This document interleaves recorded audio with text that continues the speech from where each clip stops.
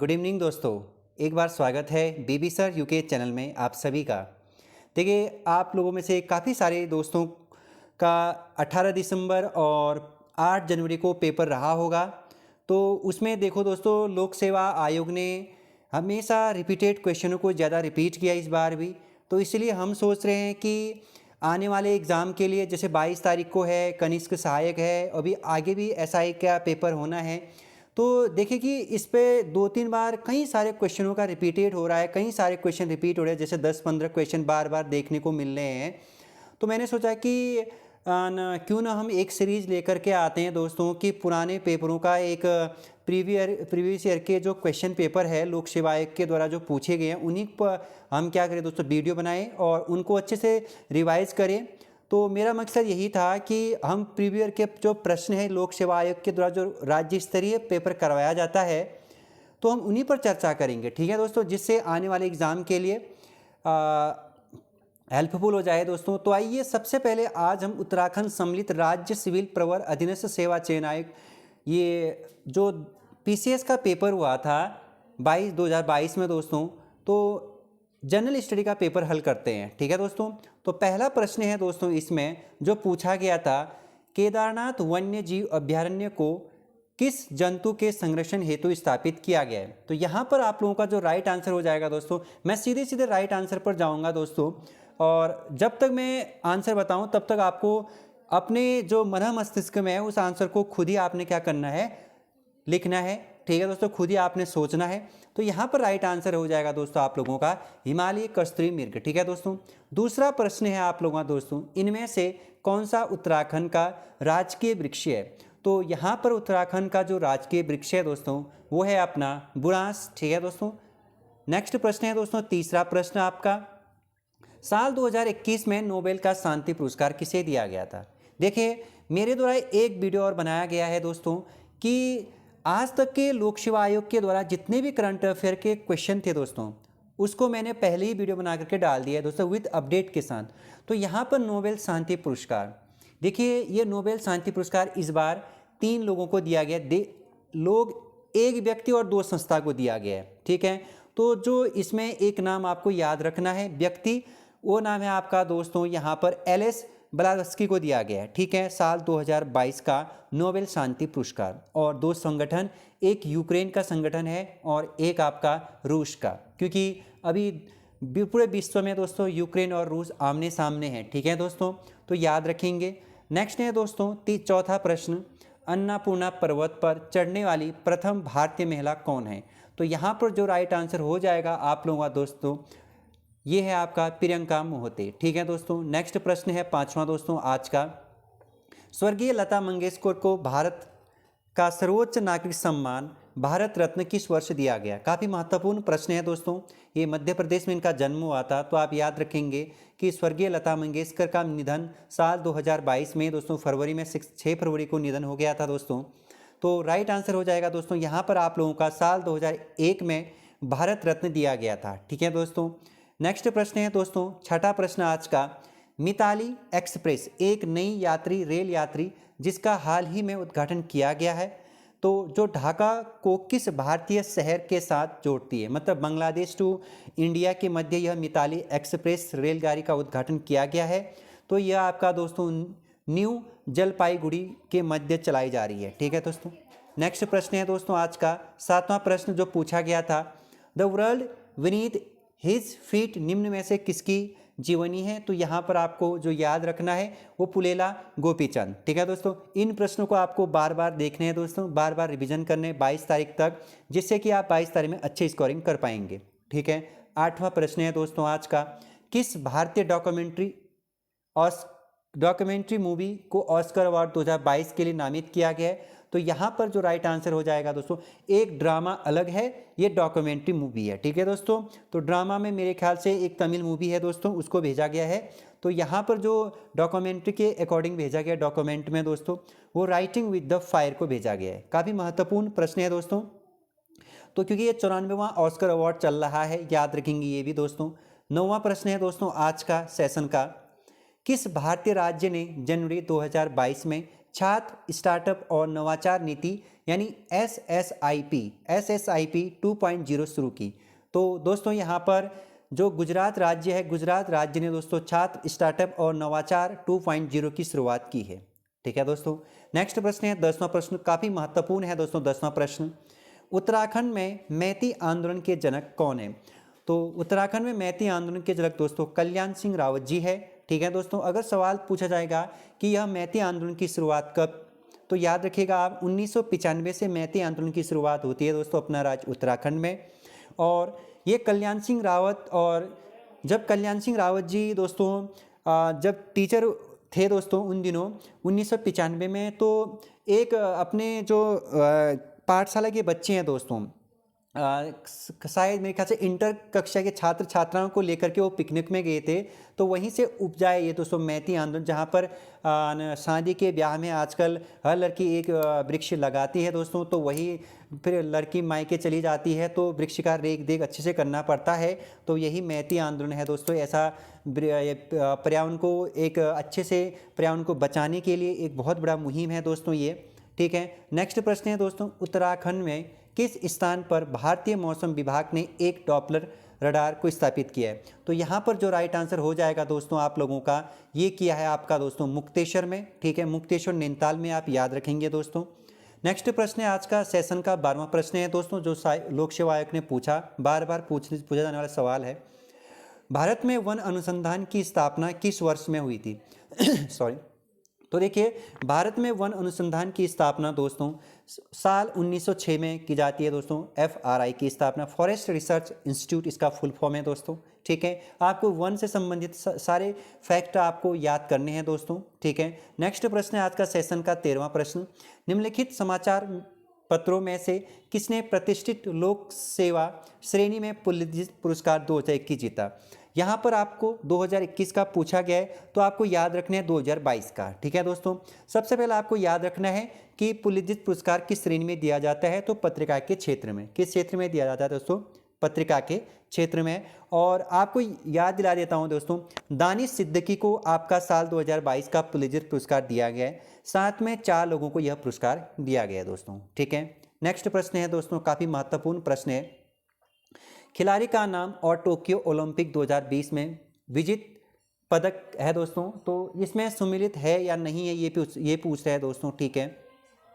तो इस प्रश्न में देखने हैं दोस्तों आपका सम्मिलित नहीं है। ठीक है दोस्तों। यहाँ पर क्या सम्मिलित नहीं है, देखिए, खिलाड़ी का नाम और टोक्यो ओलंपिक 2020 में विजेता पदक तालिका देखो यहाँ पर सबसे पहला आपको याद रखना है दोस्तों, देखो PV सिंधु ने कांस्य पदक जीता था, बिल्कुल जीता था दोस्तों। ठीक है। और मीराबाई चानू ने रजत पदक बिल्कुल जीता था। नीरज चोपड़ा ने स्वर्ण पदक बिल्कुल जीता दोस्तों। यहाँ पर बजरंग पूनिया आपका राइट आंसर नहीं है दोस्तों। ठीक है। नेक्स्ट प्रश्न है दोस्तों 15वां प्रश्न आपका, भारत में मेजर ध्यानचंद खेल विश्वविद्यालय की स्थापना किस स्थान पर की जा रही है? तो नरेंद्र मोदी जी ने इसका उद्घाटन किया है दोस्तों मेरठ में। ठीक है। मेरठ में मेजर ध्यानचंद खेल विश्वविद्यालय की स्थापना की जा रही है। ठीक है दोस्तों। नेक्स्ट प्रश्न है सेशन का 16वां प्रश्न, काफ़ी महत्वपूर्ण होने वाला है दोस्तों। दिसंबर 2020 में गृह मंत्रालय के सशस्त्र बल विशेष शक्तियाँ अधिनियम 1958 के अंतर्गत निम्न में से किस राज्य को 6 महीने के लिए अशांत क्षेत्र घोषित किया गया था? देखिए, साल 2020 में दोस्तों नागालैंड राज्य को अशांत क्षेत्र घोषित किया गया था। आप ये बात अच्छे से याद रखेंगे। ठीक है दोस्तों। यह प्रश्न काफ़ी बार रिपीट हो सकता है और हुआ भी है 2 बार। आगे 17वां प्रश्न है सेशन का, भारत के किस रेलवे स्टेशन को हाल ही में निजी क्षेत्र की सहभागिता के साथ एयरपोर्ट की तरह आधुनिक सुविधाओं वाला बनाया गया है? तो कौन सा वह रेलवे स्टेशन है जिसे आधुनिकीकरण की ओर बनाया जा रहा है? तो यहाँ पर आपको राइट आंसर मिल जाएगा दोस्तों, रानी कमलापति स्टेशन भोपाल। ठीक है। नेक्स्ट प्रश्न है दोस्तों सेशन का 18वां प्रश्न है, जंगली हाथियों को रेलवे ट्रैक से दूर रखने के लिए पूर्वोत्तर सीमांत रेलवे द्वारा अपनाई गई अनूठी रणनीति का नाम बताइए। तो यहाँ पर राइट आंसर हो जाएगा दोस्तों प्लान बी। ठीक है दोस्तों। जंगली हाथियों को आपका रेल ट्रैक से दूर रखने के लिए प्लान बी बनाया गया। नेक्स्ट प्रश्न है दोस्तों 19वां प्रश्न, काफ़ी महत्वपूर्ण है, विश्व रैपिड शतरंज 2021 किसने जीता? तो यहाँ पर सबसे पहले आपको याद रखना, ये 2021 का सवाल पूछता है। ठीक है। लेकिन मैंने आपको ये अपडेट भी बता रखा है और फिर भी बता देता हूँ दोस्तों, मैग्नस कार्लसन ने आपका दोस्तों यह जीता है, जबकि ये 2021 का है दोस्तों, याद रखिए इस बार का अभी नहीं बताया गया है। ठीक है दोस्तों, जैसे अपडेट होगा मैं आपको बता दूंगा। ठीक है, नेक्स्ट प्रश्न है दोस्तों, विश्व ओजोन दिवस किस तिथि को मनाया जाता है? तो आप याद रखेंगे 16 सितंबर को। ठीक है, 16 सितंबर। नेक्स्ट प्रश्न है दोस्तों, निम्नलिखित में से किस फिल्म ने सर्वश्रेष्ठ चलचित्र ड्रामा के लिए आपका गोल्डन ग्लोब अवार्ड 2022 जीता? इसी की चर्चा मैं कर रहा था दोस्तों, 79वां गोल्डन अवार्ड किसने जीता या किस फिल्म ने जीता है? तो यहाँ पर राइट आंसर हो जाएगा दोस्तों आपका the power of the dog. ठीक है, राइट आंसर कौन सा हो जाएगा दोस्तों आप लोगों का? The power of the dog. ठीक है, नेक्स्ट प्रश्न है दोस्तों आपका 22वां, ये मिलान करिए दोस्तों, जैसे भरतनाट्यम तमिलनाडु, ठीक है, कथक उत्तर प्रदेश, कुचिपुड़ी आंध्र प्रदेश और मोहिनी अट्टम आपका केरल। ठीक है दोस्तों, ये आपका मिलान करिए में था और आगे भी पूछा जाएगा। जैसे भरतनाट्यम में, भरतनाट्यम किस राज्य का शास्त्रीय नृत्य है? तो आपको याद रखना है किस राज्य का नृत्य है, तो ये सब पूछा जाएगा। तो आप बेझिझक क्या करेंगे? तमिलनाडु करके आएंगे। नेक्स्ट प्रश्न है दोस्तों आज का सेशन का 23वां प्रश्न, फिर से मिलान करिए में है दोस्तों। क्या है? मिलान करिए में देखिए, विश्व के जैसे गूगल का सीईओ कौन है, माइक्रोसॉफ्ट का, ट्विटर का, ऐसे आपको नेक्स्ट आने वाले एग्जाम के लिए भी आपको याद रखना है। ठीक है दोस्तों, नेक्स्ट प्रश्न है 24वां, नवंबर 2021 में प्रधानमंत्री श्री नरेंद्र मोदी ने विश्व एशिया के सबसे बड़े हवाई अड्डे का शिलान्यास किया, तो कहाँ पर किया है दोस्तों? तो याद रखना आप, नोएडा अंतर्राष्ट्रीय हवाई अड्डा जेवर में आपका पीएम मोदी जी ने विश्व के सबसे बड़े हवाई अड्डे का क्या किया दोस्तों? शिलान्यास किया है। ठीक है दोस्तों, सेशन का नेक्स्ट क्वेश्चन है दोस्तों 25वां, काफ़ी महत्वपूर्ण प्रश्न होने वाला है। गंगा सागर मेला निम्नलिखित में से किस भारतीय राज्य में आयोजित किया जाता है? तो गंगा सागर मेला दोस्तों भारत के पश्चिम बंगाल राज्य में आयोजित किया जाता है। नेक्स्ट है दोस्तों सेशन आज का 26वां प्रश्न, कौन सा राजवंश महिला शासक रुद्रमा देवी से संबंधित है?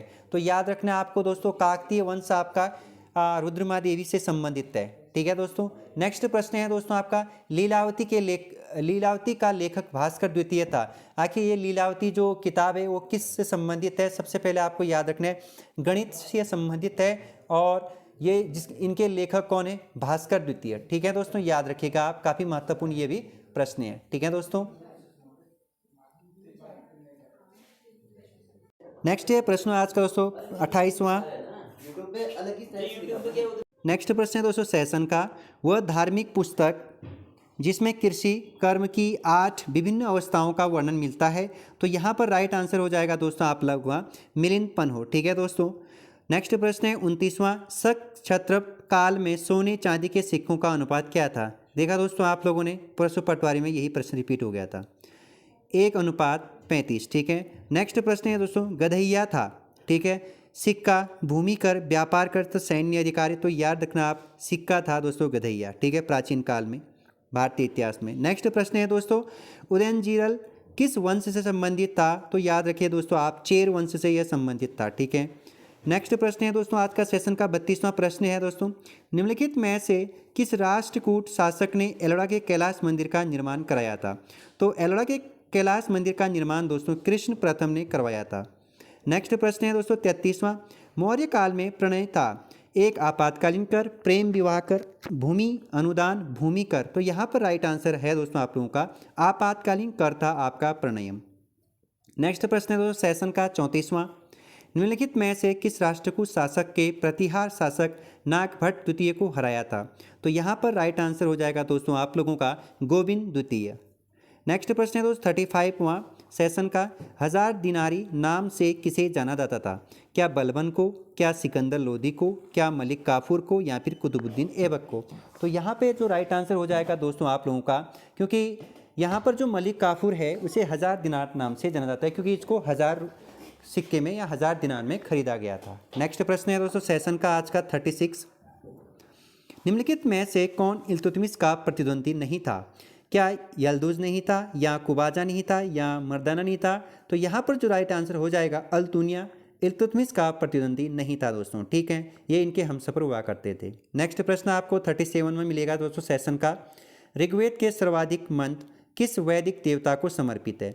ऋग्वेद में दोस्तों सर्वाधिक जो मंत्र है दोस्तों वो इंद्र से संबंधित है। ठीक है, और यही वर्षा के देवता भी रहे हैं इस। नेक्स्ट प्रश्न आपका 38, निम्नलिखित में से किस स्थान पर प्रथम जैन परिषद का आयोजन हुआ था।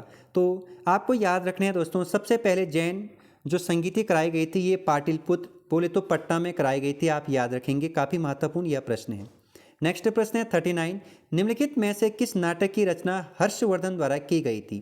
तो यहाँ पर जो राइट आंसर हो जाएगा दोस्तों आप लोगों का क्या, हर्षचरित, कादम्बरी या देवी चंद्रगुप्तम या फिर प्रियदर्शिका?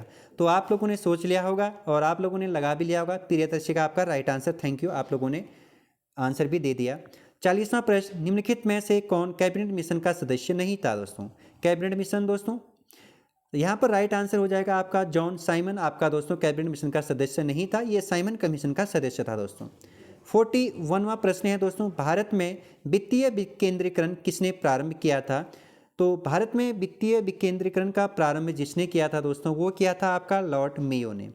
नेक्स्ट प्रश्न है दोस्तों आपका 42वां, गंगाराम तथा खीमादेव नामक दो भाई किस आंदोलन के दौरान शहीद हुए थे? ये राज्य स्तरीय का क्वेश्चन है दोस्तों उत्तराखंड के इतिहास से। गंगाराम और खीमादेव आपका जो शहीद हुए थे दोस्तों, क्या नमक सत्याग्रह आंदोलन के दौरान, डोला पाल के आंदोलन के दौरान, कुली बेगार आंदोलन के दौरान या भारत छोड़ो आंदोलन के दौरान? तो यहाँ पर राइट आंसर हो जाएगा दोस्तों आपका भारत छोड़ो आंदोलन के दौरान। ठीक है दोस्तों, ये दो सगे भाई शहीद हुए थे।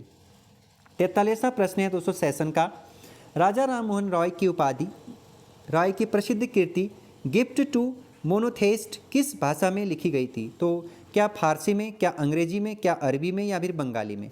तो ये आपका दोस्तों ये कृति लिखी गई थी फारसी भाषा में।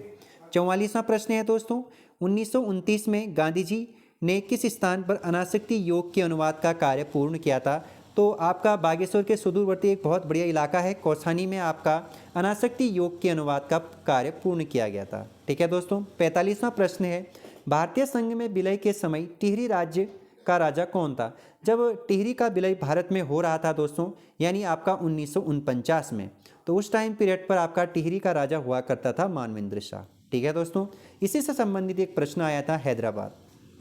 46वां क्वेश्चन है दोस्तों सेशन का, टिहरी रियासत के प्रथम नरेश कौन थे? देखिए टिहरी रियासत से दो क्वेश्चन आपको देखने को मिल गया है। तो 1815 में जो आपके टिहरी रियासत का गठन होता है, टिहरी राज्य बनता है, तो उस टाइम पीरियड पर टिहरी राज्य का प्रथम राजा सूरदर्शन शाह बनता है। ठीक है दोस्तों। 47वां प्रश्न है दोस्तों, कालू महर संबंधित थे उत्तराखंड के कुली बेकर आंदोलन से, 1857 के विद्रोह से, डोलापाल के आंदोलन से या फिर चिपको आंदोलन से? तो यहाँ पर आपका राइट आंसर हो जाएगा दोस्तों कालू महर का संबंध 1857 के विद्रोह से था दोस्तों। ठीक है, जिन्होंने गुप्तवीर नामक संगठन बनाया था, आप याद रखेंगे। 48वां प्रश्न है दोस्तों, मध्यकालीन ग्रंथों में से कौन उत्तराखंड के इतिहास का स्रोत नहीं है? तो यहाँ पर आपको याद रखना है दोस्तों, उत्तराखंड का इतिहास इनमें से किस किताब से नहीं मिलता है? क्या जहांगीरनामा से नहीं मिलता है दोस्तों? तारीख़-ए-बदायूं नहीं मिलता है। शाहजहांनामा बिल्कुल उल्लेख है, लेकिन ज़्यादा विश्वसनीय आपका बाबरनामा। ठीक है दोस्तों, सॉरी, यहाँ पर बाबरनामा से नहीं मिलता है और बदायूं से मिलता ही है दोस्तों। जहांगीरनामा में बिल्कुल है उल्लेख, शाहजहांनामा में है। ठीक है दोस्तों। नेक्स्ट प्रश्न है 49वां, विषुवत रेखा निम्नलिखित में से किस देश से नहीं गुजरती है? केन्या से, मैक्सिको से, इंडोनेशिया से या ब्राज़ील से? यहाँ पर आपको याद रखना है दोस्तों कहाँ से नहीं गुजरती है, तो आपका मैक्सिको शहर से नहीं गुजरती है। नेक्स्ट प्रश्न 50वां, विजयनगर काल में दक्षिण भारत की किस नृत्य परंपरा का पहली बार विकास हुआ है? तो यहाँ पर याद रखना है दोस्तों आपको यक्षगान। ठीक है, कर्नाटक का इलाका यह पड़ता है दोस्तों और कर्नाटक का जो नृत्य है वो यक्षगानी है दोस्तों। नेक्स्ट प्रश्न 51वां, काफ़ी महत्वपूर्ण है, निम्नलिखित में से किसने खजान उल फतूह नामक पुस्तक की रचना की थी? तो खजान उल फतूह नामक पुस्तक की रचना दोस्तों अमीर खुसरो ने किया था। किसने किया था? अमीर खुसरो ने। 52वां प्रश्न है दोस्तों, अगर आपको सेशन पसंद आ रहा है और आप मेरे साथ कंटिन्यू पढ़ना चाहते हैं तो आप सब्सक्राइब करिए चैनल को। कौन नूरजहां गुट का सदस्य नहीं था? तो यहाँ पर आपको याद रखना है महाबत खान दोस्तों आपका नूरजहां गुट का सदस्य नहीं था। इमादुद्दौला था, आसफ खान था, खुर्रम भी था दोस्तों। ठीक है, भले ही इन्होंने बाद में क्या किया हो, विद्रोह किया हो। सेशन का आज का 53वां प्रश्न है दोस्तों, निम्नलिखित में से कौन सी जलधारा उत्तरी अटलांटिक महासागर में प्रवाहित नहीं होती है? तो यहाँ पर बेंगुला आपका उत्तरी अटलांटिक में प्रवाहित नहीं होती है यह जलधारा। ठीक है दोस्तों। नेक्स्ट सेशन का क्वेश्चन है दोस्तों आज का, विश्व का दूसरा सबसे बड़ा द्वीप कौन सा है? तो न्यू गिनी द्वीप सबसे बड़ा, विश्व का सबसे बड़ा द्वीप है। 55वां प्रश्न है दोस्तों सेशन का, निम्नलिखित में से कौन सा युग्म सुमेलित नहीं है? फुहान आल्पर्ट पर्वत और मिस्ट्रल राइन घाटी, बिल्कुल ये सत्य है। खमसिन मिस्र में है, बिल्कुल सत्य है। बोरा आपका साइबेरिया में नहीं है, ठीक है दोस्तों, याद रखेंगे। नेक्स्ट प्रश्न है 56वां दोस्तों, निम्नलिखित में से कौन विश्व की सबसे दूसरी लंबी नदी है? तो याद रखेंगे दोस्तों, विश्व की दूसरी सबसे लंबी नदी कह रहा है तो आपको याद रखना है अमेजन, क्योंकि विश्व की सबसे लंबी नदी है दोस्तों नील नदी। अगर पूछा जाएगा सबसे विशाल मतलब फैलाव में चौड़ाई के आधार पर अमेजन हो जाएगा, ठीक है दोस्तों, बड़ी नदी, ठीक है। लंबी नदी आपकी नील है, ठीक है, आप याद रखेंगे। 57वां प्रश्न है, निम्नलिखित में से कौन कायांतरित चट्टान का उदाहरण नहीं है? क्वार्ट्ज है, बिल्कुल है। मार्बल है, बिल्कुल है। नाइस है, बिल्कुल है। डोलोमाइट नहीं है दोस्तों, ठीक है। आपका डोलोमाइट आपका कायांतरित चट्टान का उदाहरण नहीं है, ये आग्नेय चट्टान का उदाहरण है। नेक्स्ट है दोस्तों, कौन सा पठार अरावली एवं विंध्य श्रेणी के मध्य स्थित है? तो अरावली और विंध्य, ठीक है दोस्तों, ये मध्य, ये अरावली राजस्थान, ठीक। तो इनके बीच में जो पठार स्थित है वो मालवा का पठार स्थित है। नेक्स्ट प्रश्न है दोस्तों 59वां, विश्व में किस देश को चीनी का कटोरा कहा जाता है? ठीक है दोस्तों, तो याद रखिएगा क्यूबा को दोस्तों, कौन से देश को? क्यूबा को चीन का या चीनी का कटोरा कहा जाता है। नेक्स्ट प्रश्न है दोस्तों 60वां, निम्नलिखित में से कौन सी नदी सतलुज नदी की सहायक नदी नहीं है? मतलब सतलुज नदी की सहायक नदी नहीं है कह रहा है। बाष्पा, स्पीति या फिर ब्यास, ये तीनों तो है दोस्तों, बट आपका रावी नदी नहीं है। नेक्स्ट प्रश्न है दोस्तों सेशन का 61वां, निम्नलिखित में से कथन किसने कहा वनस्पति जलवायु का सही मापदंड है? आपका यह कथन आपका दोस्तों कोपेन ने कहा था। किसने कहा था? कोपेन ने, ठीक है दोस्तों। 62वां प्रश्न है आज का सेशन का, निम्नलिखित में से कौन सी परत सममंडल में सम्मिलित नहीं है? आपका क्षोभ मंडल है, समता मंडल है, मध्य मंडल है, आयन मंडल नहीं आते हैं दोस्तों इसमें, ठीक है। ये तीनों मिलकर के आपका सममंडल बनाता है दोस्तों, आप याद रखेंगे। नेक्स्ट प्रश्न है दोस्तों सेशन का 63वां, निम्नलिखित में से कौन सा देश अफ्रीका महाद्वीप में अवस्थित नहीं है? तो गैबान है, गिनी है, गिनी बिसाऊ है, तो गुयाना नहीं है दोस्तों, ठीक है दोस्तों। 64वां प्रश्न है सेशन का, संसार में सबसे लंबी धरातलीय पर्वत श्रृंखला है, ठीक है। सबसे लंबी पर्वत श्रृंखला धरातली है दोस्तों एंडीज पर्वत श्रृंखला, ठीक है दोस्तों। और 65वां प्रश्न है सेशन का दोस्तों, जहां पूर्वी घाट और पश्चिमी घाट मिलते हैं वहां कौन सी पहाड़ियाँ स्थित है? देखिए भारत का जो ये वाला इलाका है दक्षिणी नहीं प्रायद्वीपीय, तो यहाँ पर दोस्तों नीलगिरी नामक एक पहाड़ी आपको देखने को मिलेगी। तो यहाँ पर पूर्वी घाट और पश्चिमी घाट क्या होते हैं, मिल जाती है। नेक्स्ट प्रश्न है दोस्तों सेशन का 66वां, HVJ प्राकृतिक गैस पाइपलाइन निम्नलिखित में से कौन सा गैस पाइपलाइन स्टेशन नहीं रखती है? आंवला, औरिया या बबराला या गुना? तो यहाँ पर राइट आंसर हो जाएगा नहीं रखती है कह रहे तो गुना नहीं रखती है, आंवला, गोरिया और बबराला रखती है दोस्तों। सेशन का 67वां प्रश्न है, निम्नलिखित में से कौन सा राज्य 2011 में सबसे अधिक लिंगानुपात रखता है?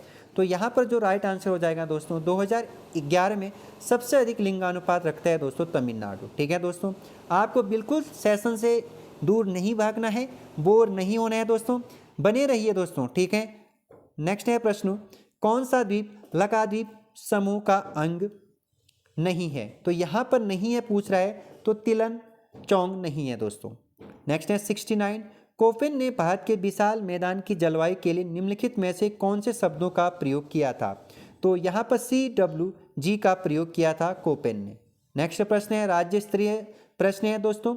17वां प्रश्न है, उत्तराखंड के कितने जिले अंतर्राष्ट्रीय सीमा से जुड़े हैं? तो दोस्तों यहाँ पर राइट आंसर हो जाएगा 5। आपका पहला जिला उत्तरकाशी, दूसरा चमोली, तीसरा पिथौरागढ़, चौथा आपका चंपावत, ठीक है दोस्तों, यह आपको याद रखना है। नेक्स्ट प्रश्न है दोस्तों आज का, भारत की उसके उधम सिंह हो जाएगा, सॉरी यहाँ पर बताया नहीं मैंने 5 के 5। 71वां प्रश्न, भारत की 2011 की जनगणना अनुसार राज्य के किन जनपदों में 2001 से 2011 के दौरान नकारात्मक जनसंख्या वृद्धि दर्ज की गई? तो राज्य के वह 2 जिले कौन से हैं जहां पर जनसंख्या का ऋणात्मक, ठीक है दोस्तों, या नकारात्मक जनसंख्या वृद्धि दर्ज की गई? तो यहाँ पर राइट आंसर है दोस्तों पौड़ी गढ़वाल तथा अल्मोड़ा का ऋणात्मक रहा। नेक्स्ट है दोस्तों प्रश्न, गोविंद राष्ट्रीय पार्क में सम्मिलित है, तो याद रखिएगा दोस्तों, गोविंद राष्ट्रीय पार्क में सम्मिलित है भागीरथी नदी का उद्गम यहीं आपको देखने को मिलेगा, गौमुख नामक स्थान से। नेक्स्ट प्रश्न है दोस्तों 73वां, सॉरी एक मिनट यहाँ पर, हाँ ठीक है, 73वां प्रश्न हो जाएगा दोस्तों, निम्नलिखित में से कौन सा स्थान सिडकुल से संबंधित नहीं है? सेलाकुई है, हरिद्वार है, सितारगंज है। तो रुड़की आपका सेलाकुई बोले तो सिडकुल से संबंधित नहीं है। नेक्स्ट प्रश्न है दोस्तों आज का 74वां प्रश्न, खैर किस प्रकार के वन में पाया जाने वाला वृक्ष है? तो खैर दोस्तों आपका उपोष्ण कटिबंधीय वनों का एक प्रकार का वृक्ष या वन है दोस्तों। नेक्स्ट प्रश्न है दोस्तों आज का 75वां, कोडरमा किस खनिज के लिए प्रसिद्ध है? तो याद रखेंगे दोस्तों, कोडरमा खनिज आपका अभ्रक खनिज के लिए प्रसिद्ध है। नेक्स्ट है 76 है दोस्तों, भारत का पिट्सबर्ग स्थित है, या फिर भारत का पिट्सबर्ग किसे कहा जाता है? भागलपुर को, वाराणसी को, सिंदरी को या जमशेदपुर को? तो दोस्तों भारत का पिट्सबर्ग नामक स्थान जमशेदपुर को कहा जाता है। 77वां प्रश्न है दोस्तों सेशन का, माता टीला बांध किस नदी पर स्थित है? तो माता टीला बांध दोस्तों आपका जो राइट आंसर हो जाएगा यहाँ पर, ये बेतवा नदी पर है। किस नदी पर है दोस्तों? बेतवा नदी पर। नेक्स्ट है दोस्तों 78वां प्रश्न है दोस्तों, कांग्रेस द्वारा भारत की पूर्ण स्वतंत्रता के लक्ष्य की घोषणा किस अधिवेशन में की गई थी? तो लाहौर अधिवेशन 1929, जिसकी अध्यक्षता दोस्तों मोतीलाल नेहरू एम नेहरू ने किया था, याद रखेंगे। ठीक है दोस्तों। नेक्स्ट है दोस्तों 79वां सेशन का, भारत की संविधान सभा द्वारा राष्ट्रगान जन गण मन का हिंदी प्रारूप कब अपनाया गया था? तो याद रखिएगा दोस्तों 24 जनवरी 1950 में। ठीक है दोस्तों। 80वां प्रश्न है, निम्नलिखित में से कौन भारत के मानवाधिकार आयोग के प्रथम अध्यक्ष थे? तो यहाँ पर आपको याद रखने मानवाधिकार के जो प्रथम अध्यक्ष थे दोस्तों, वो थे आपके न्यायमूर्ति रंगनाथ मिश्रा जी। कौन थे दोस्तों? रंगनाथ मिश्रा जी, आप याद रखेंगे, किसी भी हालत में इसको आप नहीं भूलेंगे। ठीक है दोस्तों। सवाल पूछा जाएगा कि वर्तमान मानवाधिकार आयोग के अध्यक्ष कौन है? तो आप याद रखेंगे दोस्तों अरुण कुमार मिश्रा। कौन है दोस्तों? अरुण कुमार मिश्रा जी है। ठीक है दोस्तों, अरुण कुमार मिश्रा जी वर्तमान भारत के मानवाधिकार आयोग के अध्यक्ष है। नेक्स्ट प्रश्न दोस्तों 81वां प्रश्न है दोस्तों, नव सृजित केंद्र शासित प्रदेश जम्मू कश्मीर का प्रथम उपराज्यपाल निम्नलिखित में से कौन? उन दिनों था पूछा है दोस्तों, लेकिन आपको याद रखना है वर्तमान में जम्मू कश्मीर केंद्र शासित प्रदेश के उपराज्यपाल है दोस्तों मनोज सिन्हा। कौन है दोस्तों? मनोज सिन्हा जी वर्तमान उपराज्यपाल है, याद रखेंगे। नेक्स्ट प्रश्न है दोस्तों आज का सेशन का 82, चीफ ऑफ डिफेंस स्टाफ तीनों सेनाओं की सेवाओं के विषय में किसके सैन्य सलाहकार है? तो याद रखेंगे आप दोस्तों, यह आंसर आपका तीनों सेनाओं के सेवाओं के विषय में किसके सैन्य सलाहकार है? तो आप याद रखेंगे भारत के रक्षा मंत्री के। नेक्स्ट प्रश्न है 83वां दोस्तों सेशन का, अंतर्राष्ट्रीय श्रम संगठन बोले तो ILO की स्थापना किस वर्ष हुई है? तो याद रखेंगे दोस्तों अप्रैल 1919 में आपका ILO की स्थापना की जाती है। नेक्स्ट प्रश्न है दोस्तों आज का सेशन का 84, संपत्ति का अधिकार निम्न में से कौन सी श्रेणी में सम्मिलित है? तो याद रखेंगे दोस्तों कल भी यह प्रश्न आया था आपका पटवारी में, कानूनी अधिकार है दोस्तों संपत्ति का अधिकार, याद रखेंगे। नेक्स्ट प्रश्न है दोस्तों सेशन का 85वां, निम्नलिखित में से कौन क्षेत्रीय परिदृश्य की अध्यक्षता करता है? तो क्षेत्रीय परिदृश्य की अध्यक्षता करता है दोस्तों आपका भारत के गृह मंत्री जी। ठीक है। नेक्स्ट प्रश्न है दोस्तों सेशन का, यदि किसी पंचायत को भंग किया जाता है तो उसके चुनाव डैश डैश माह के भीतर हो जाना चाहिए। मतलब ग्राम पंचायत अगर कभी भंग हो जाती है दोस्तों, तो आपको याद रखना है दोस्तों 6 माह के भीतर आपका पंचायत चुनाव कराया जाता है। नेक्स्ट प्रश्न है दोस्तों सेशन का 87, भारतीय संविधान की निम्नलिखित में से किस अनुसूची में दल बदल विरोधी अधिनियम के प्रावधान मौजूद है? तो दल बदल का जो विरोधी का अधिनियम या फिर जो प्रावधान है, ये आपका याद रखना है दोस्तों आप लोगों को अनुसूची 10 में इसका प्रावधान है, और इसे दोस्तों 1985 में जोड़ा गया था, आप याद रखेंगे। ठीक है दोस्तों 52 अमेंडमेंट एक्ट के, ठीक है दोस्तों CEA कॉन्स्टिट्यूशन अमेंडमेंट एक्ट के अकॉर्डिंग। ठीक है दोस्तों।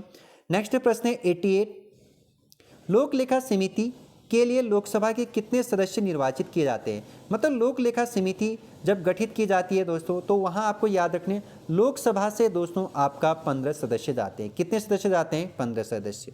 नेक्स्ट प्रश्न है 89, राज्य विधान परिषद के सदस्य का कार्यकाल कितना होता है? तो आपको याद रखने हैं दोस्तों, राज्य विधान परिषद के सदस्य का कार्यकाल 6 वर्ष का होता है। ठीक है दोस्तों। नेक्स्ट प्रश्न है 90वां, भारत द्वारा पहले प्रयोग नहीं, नो फर्स्ट यूज की प्रमुख नाभिकीय नीति अपनाते समय भारत के प्रधानमंत्री कौन थे? तो दोस्तों अटल बिहारी वाजपेयी जी उस समय आपके क्या थे? प्रधानमंत्री जी थे। ठीक है, सबसे कम समय पीएम रहने वाले भी यही है। ठीक है दोस्तों। नेक्स्ट प्रश्न है दोस्तों आपका काफ़ी महत्वपूर्ण है, सिविल सर्विस डे किस तिथि को मनाया जाता है? तो भारत में दोस्तों सिविल सर्विस डे आपका दोस्तों 21 अप्रैल को मनाया जाता है, आप याद रखेंगे।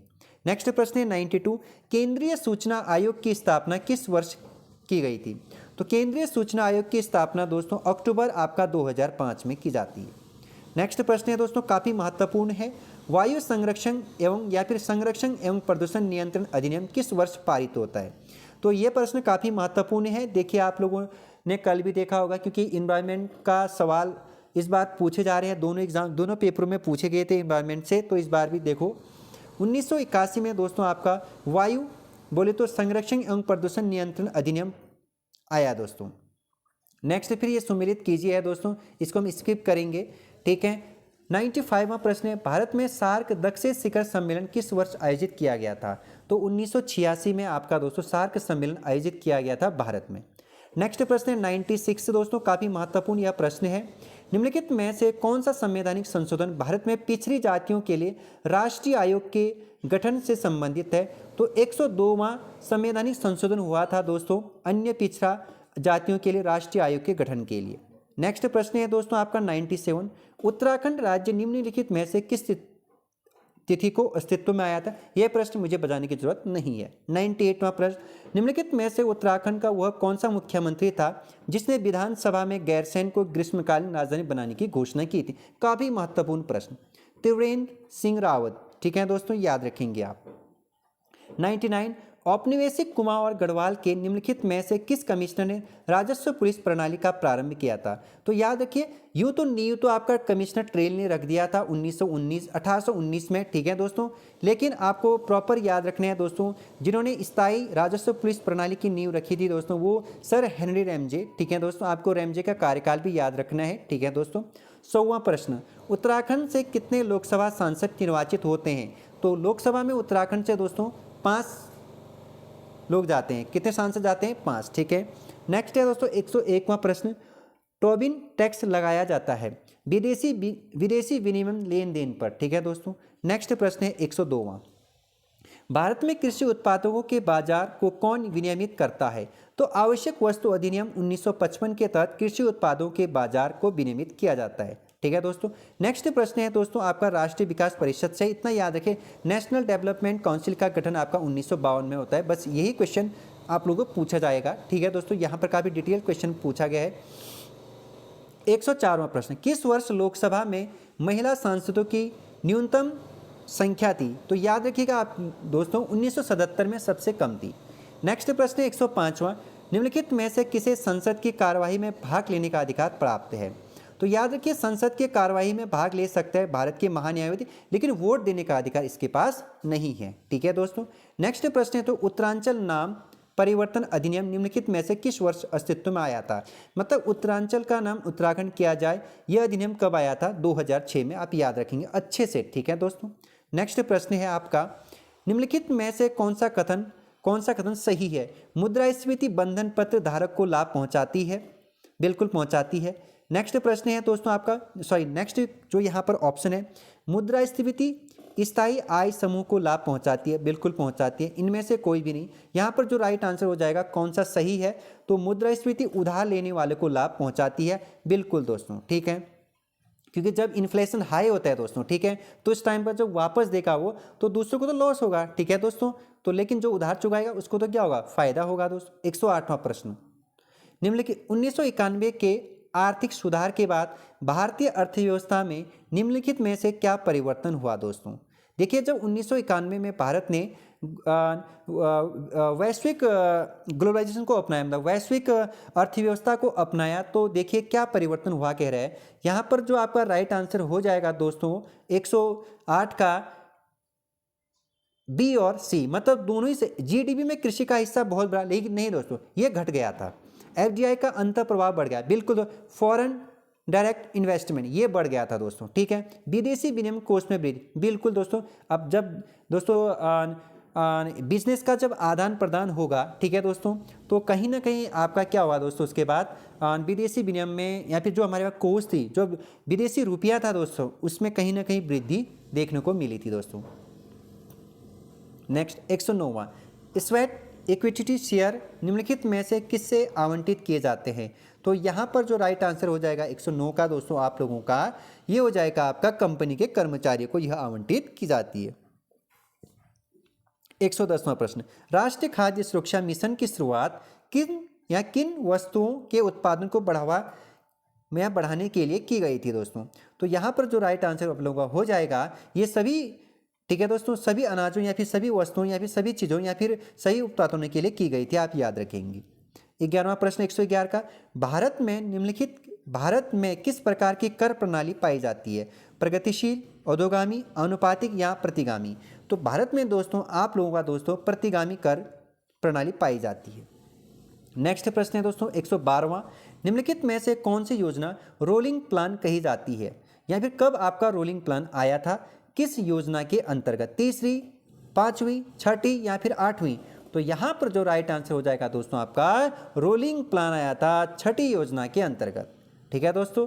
निम्नलिखित में से कौन सा कथन सही है? एनएनपी बराबर आपका जीएनपी माइनस घिसावट व्यय, एनएनपी बराबर जीडीपी प्लस विदेशों से प्राप्त शुद्ध आय माइनस घिसावट, या फिर सी ए तथा बी दोनों सही है, या फिर इनमें से कोई भी सही नहीं है। यहाँ पर देखिए दोस्तों आप लोगों का सी ऑप्शन सही हो जाएगा, ए तथा बी दोनों ही सही है। क्यों? देखो ये नेशनल नेट की बात कर रहा है, ठीक है, और जीएनपी माइनस घिसावट, देखिए नेट आपका नेशनल नेट मतलब शुद्ध, जब जीएनपी में से आप घिसावट मतलब आपका जो ये शुद्ध राष्ट्रीय आय है ना दोस्तों, इसमें जब आप मशीन जैसे मशीन ने जितना काम किया होगा और मशीन में जितना खर्चा लगा होगा, उसको जब आप माइनस कर दोगे दोस्तों, तो आपका क्या निकल के आएगा? एनएनपी, शुद्ध राष्ट्रीय आय निकल करके आएगा, ठीक है दोस्तों। वहीं एनएनपी बराबर जीडीपी प्लस विदेशी प्राप्त शुद्ध आय माइनस किस, यहाँ पर भी आपको याद रखना है दोस्तों एनएनपी, जीडीपी प्लस विदेशी से प्राप्त शुद्ध आय, ठीक है दोस्तों। जीडीपी किसे कहते हैं? सकल घरेलू उत्पाद, ग्रॉस डोमेस्टिक प्रोडक्ट, मतलब एक साल का, ठीक है दोस्तों, एक सीमित भौगोलिक मतलब देश के भौगोलिक सीमा के अंतर्गत उत्पादित अंतिम वस्तु का क्या होना दोस्तों? सेवाएं एवं मूल्य का अंतिम वस्तु क्या कहलाता है? आपका जीडीपी कहलाता है, ठीक है दोस्तों। यहाँ पर आपको याद रखना है, इसमें विदेशी से प्राप्त शुद्ध आय माइनस घिसावट व्यय को आपका लेस किया जाता है, तो एनएनपी भी निकल जाता है, ठीक है दोस्तों, याद रखेंगे आप। मतलब एनएनपी बराबर जीएनपी माइनस आपका घिसावट, हम इसको कुछ भी मान सकते हैं, ठीक है। एक तो ये सूत्र बनेगा, दूसरा सूत्र बनेगा दोस्तों आपका एनएनपी में ही क्या बनेगा दोस्तों? आपका जीडीपी प्लस विदेशी से प्राप्त शुद्ध आय माइनस घिसावट, ठीक है। नहीं तो आप एक काम करें, मेरे प्लेलिस्ट में जाइए, इकोनॉमिक को मैंने बहुत अच्छे से समझा रखा है, ठीक है दोस्तों। वहाँ पर 11वीं पंचवर्षीय योजना में प्रतिपादित समावेशित विकास में निम्नलिखित में से क्या शामिल नहीं था? यहाँ पर जो आपको याद रखना है, गरीबी हद को घटाना है, बिल्कुल। रोजगार के अवसरों को विस्तार से ज़्यादा बढ़ाना है, बिल्कुल, इसका समावेश किया गया था दोस्तों। लैंगिक असमानता को कम करना है, पूंजी बाजार को मजबूत करना है, पूंजी बाजार को मजबूत करना इसका लक्ष्य रखा गया था दोस्तों, लेकिन लैंगिक असमानता को कम करना यहाँ पर इन चीज़ों का उजागर नहीं किया गया है। 115वां प्रश्न है दोस्तों आज का सेशन का, अंतर्राष्ट्रीय मुद्रा कोष आईआईएफ के बारे में क्या सही है? ठीक है, यहाँ पर जो सही है आपका दोस्तों, यह सिर्फ सदस्य देशों को ही कर्ज देता है, ठीक है दोस्तों, आप ये बात अच्छे से याद रखेंगे। नेक्स्ट है दोस्तों सेशन का 116वां प्रश्न, एक मुद्रा के मूल्य में वृद्धि दूसरे की तुलना में क्या होता है?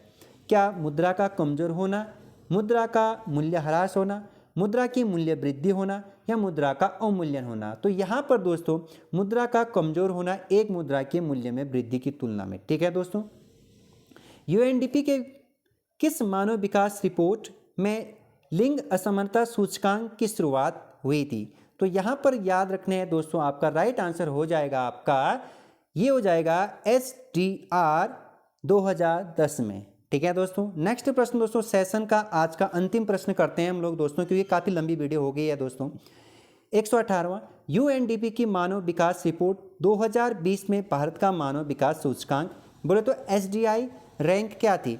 दोस्तों सबसे पहले आपको याद रखना है, जो एसडीआई यूएनडीपी जारी करता है वो प्रत्येक 2 साल में करता है। कितने साल में करता है दोस्तों? 2 साल में। तो इसका मतलब इस बार का जारी हो चुका है दोस्तों, ठीक है।